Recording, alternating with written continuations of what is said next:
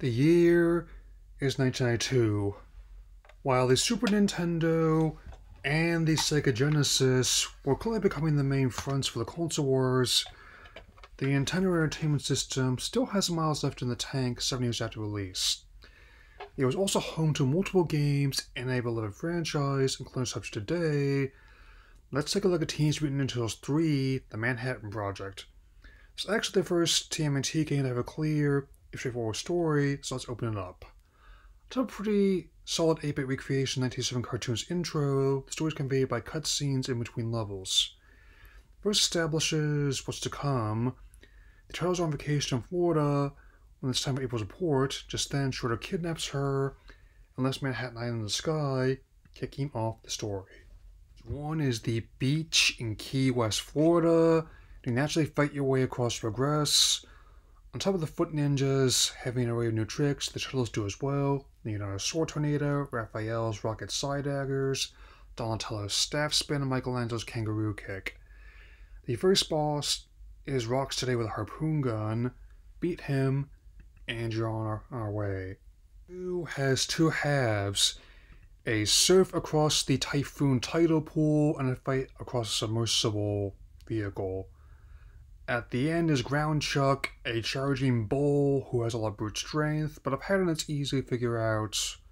Beat him well done, and it's on to the next one. 3 is a Brooklyn Bridge, which has a couple fights. The first is a mini-boss Slash, who has a spin attack and a raggedy sword. He's got a few more teeth than he does in the cartoon, though he can be beaten. The main boss is Bebop, who, after hurling grenades at you from his truck, has a ball and chain on his head on top of his close-range attacks. Took a lot of practice to beat him over the years. The Concrete Jungle is stage 4. Fighting your way across a collapsing island and its traps, reaching the boss in subway tunnels. The Minor Mole Dirtbag. He fires rays from his helmet light, and he swings his pickaxe at you back and forth. He's quick on his feet, but he's easy to get shots in when the pick gets stuck in the concrete. You can also pin him against the side of the stage. Beat him, and we're on our way. Stage 5 is fitting the sewers. I must once again compliment Kozo Nakamura's work on the music. He really knew how to utilize the console's sound font. The mini-boss is the Mama Mouser, with the main boss being Leatherhead. He has a throw attack, a spin attack, and a scatter gun. Beat him, and it's off to the next stage. Stage 6 is fittingly the Technodrome, where a gaggle of enemies and traps await. Curiously, the Future Toy is one of the enemies, as robots typically an ally in most adaptations and toy lines featuring the Future Toy.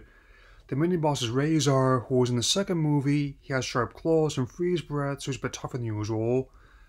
The main boss is fittingly the first fight with Shredder.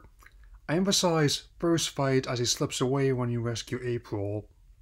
7 is the Manhattan Skyline, which has an elevator fight and scrap across multiple rooftops. The last one has our boss, Toka, other recurring heavy who first appeared in the second live-action movie. He has strong punches, some of which hurl you into a high-voltage neon sign, and a huge jaw. Well, he is a snapping turtle. Stage 8 is Krang's Starship, the largest stage in the game. In addition to the Mama Mouser, you face Krang himself at the end. The final boss is Super Shredder, and this time it takes one of the collapsed stock to stop him. He shoots lightning from his hands, moves quickly to attack, and has a Retromugen Ray, which resembles a Retromugen Hadouken visually.